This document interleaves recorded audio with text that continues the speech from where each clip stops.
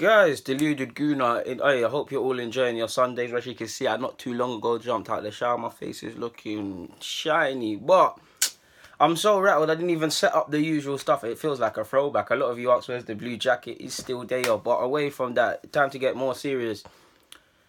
I don't know what to say anymore for this racism thing, man. Like, I know there's certain individuals out there that say black people play the race card. I mean, we've got a chip on our shoulders. We've made so much progress in 2018. Blah, blah, blah. Not everybody's racist. Not everything's racist. You know we're in a unique space in that black people in general in society and in football, we're expected to get over everything. We're not expected to let anything affect us. And when it does affect us, we have to work with this thing called dignity and pride and all of these things, despite the fact that racist people clearly don't have any dignity or pride. I mean, you're hating on someone because they've got more or less melanin or pigment or whatever in your skin. You're clearly got no class, no dignity or nothing.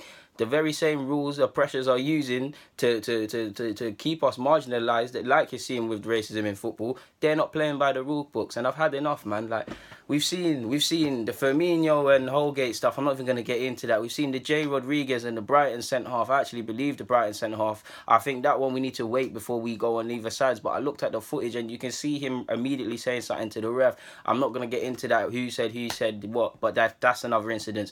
There's centre-halves in Germany that are being racially abused by kids as they're walking out, and it's being whispered about. We know black skin doesn't equal profit in football. We know if anything affects a black person or a black player, it's not profitable. If it affected certain other players or certain other individuals, something would be done. If there was a way FIFA could make money out of this, they would. They see it isn't profitable. In fact, they don't even care about it from a moral point of view. Why would they disband their task force?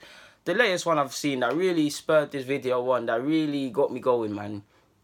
Balotelli was booked last night. Now, I don't know the ins and outs, admittedly, but he was booked for complaining about racism. I mean, what does that say? I mean, just shut up and be a good boy and don't complain. You shouldn't complain. You should be happy you're here. Balotelli, I know he's done a lot wrong, and for all his ability, he's won a lot of things. He's a bit charismatic and he's held a lot of L's because of how he's behaved in the past. But if it was based on racism alone, I'm telling you, this guy could write a book, man. This guy's been racially abused in his homeland, all over the place, to the point where he's been reduced to tears, and it's still not stopping. Nice lost the game. I don't even know who they played. I can't remember who they played, but they lost the game. He complained to the ref that he's being racially abused, and he was booked. I mean, what is this? What is this? There's nothing you can do. You can't. All this show racism, the red card, and all these pretty things with the celebs is not going to do anything. These small little 8K fines are not going to do anything. Hell, even certain accounts like Spartak Moscow, their social media manager is saying, how long can chocolate stay? Can chocolate not melt in the sun when black players are doing pre-season workouts or whatever? These are the sort of things people are getting away with. J. Rodriguez or whoever was right or whoever was wrong. Again, that one needs to be thought about in a different sort of light, in my opinion. The Firmino, Holgate. People say we've moved on, and we have made a lot of progress in society. But in 2018, 2017, in general, with all the whole Brexit rhetoric and the rise of a fair few of countries, especially in Europe, with the far right rising, like in Austria, I believe, and several other players, racism and race has never been more important now in society, more than ever. It's never played more of a forefront, and you've seen it with Brexit coming out in their numbers. Hell, it wasn't even put in mainstream news, but hell, there was even some white Nazi guy that blamed that wanted to go on a killing spree. I think he got jailed, and he blamed black people and Muslims for him not being able to find a job. There's idiots of all races. There's racist black folk, there's racist white folk, there's racist yellow folk, there's racist purple folk, there's racist everything.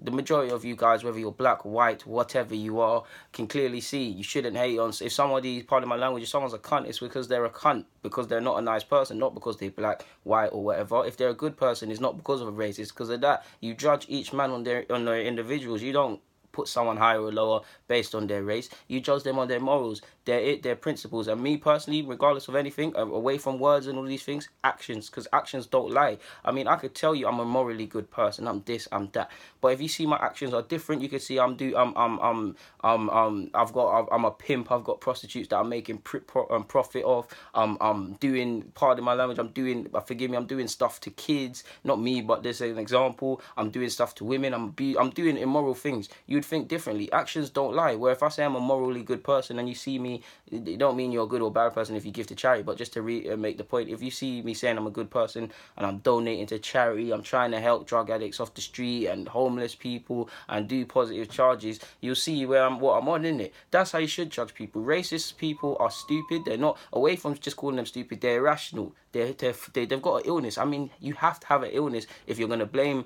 another skin race on you not advancing in life. There is a case for that, but away on a general basis, if you're going to hate on someone because they're black or white or whatever ethnicity, pure, without even knowing them or speaking to them, reality is, prejudice is a real thing. I hate it, but we all prejudge. What is prejudice? Justice. We prejudge in anything. When you're a baby, you prejudge stuff. You learn to associate good and bad. So we can, to a degree, we'll never escape with that. And that's a human point of view. But you would think people would be smart. And for me, I've got no time for educating racists and all of these things in 2018. Why? There's no excuse to be racist in 2018. You have all the information on your phone like I'm using to give my message to you guys. You can go and educate yourself. Back in the days, fair enough, you had to go for miles down the town or find a library or something. There's no excuse to be ignorant. There's no excuse. And I've got no sympathy for any heinous or bad acts that happens to any racist. I don't give a crap. We're going off topic. In relation to football, there's nothing we can do. I don't advocate it, but you'd like to think until a black player or someone that's been racially abused does what Cantona did against my man that was giving him stick, nothing's going to happen because these cowards are not seeing anything happen to them.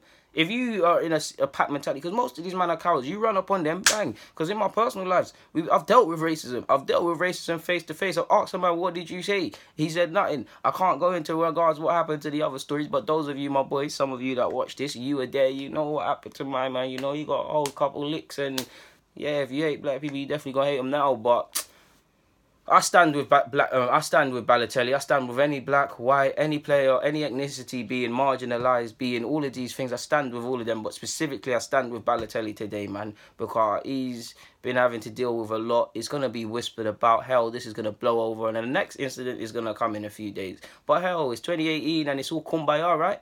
Guys, Deluded Guna, YouTube's N'Golo Kante. I'm getting out your hair, man.